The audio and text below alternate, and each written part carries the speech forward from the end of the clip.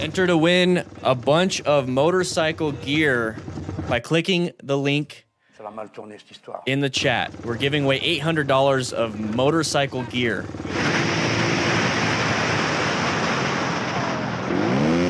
Good braking.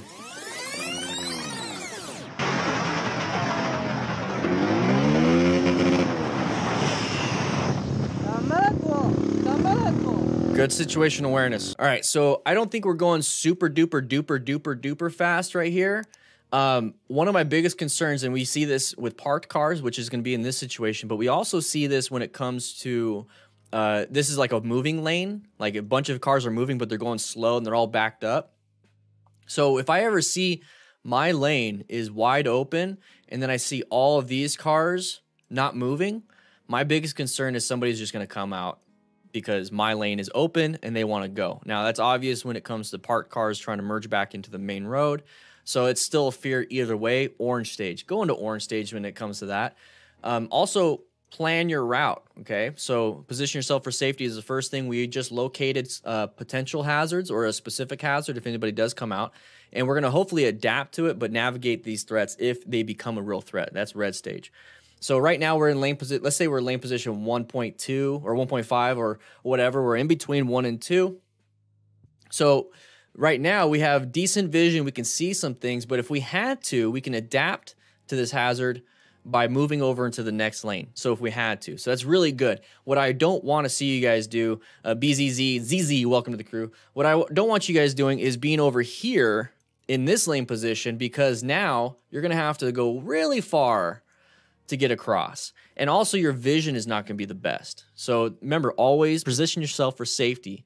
When you position yourself for safety, you want the best space cushion, you want the best total stopping distance, and then you also want to have easy access to your escape routes. Those are the things that I look for. So lane, where he's at, this rider is at, is a great spot.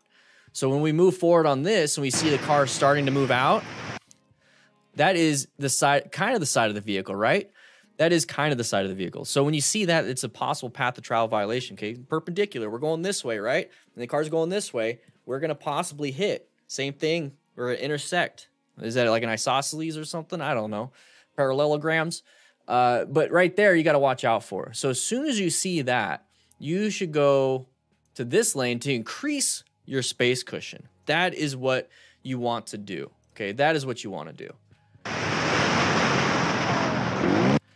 Now, the thing is, you could also do the other option of applying brake pressure. So remember escape routes, okay? So you can go left, you can go right, you can go forwards, you can go backwards.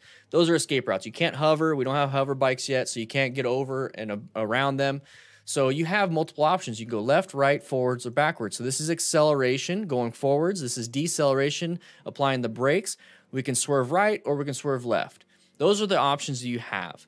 So what this person did was decelerate. So this person decided to decelerate because of their braking skills, their fundamental skills of progressive brake pressure. Did a great job, was able to slow down, didn't have to stop, just slow down in time so that this rider didn't collide with that vehicle. And the only way you're going to do that is with practice, okay? Second channel, motorcycle training concepts, we talk about that.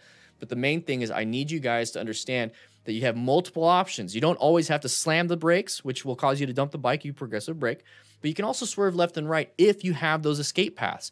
And if you have to, you can accelerate to get yourself out of that situation, but then slow it down a little bit because you don't want to accidentally go too crazy. Atomic Fady, hopefully I said that right. Welcome to the crew.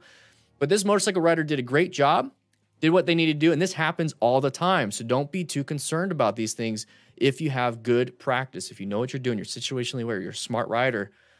It's like we designed that program or those principles just for these situations.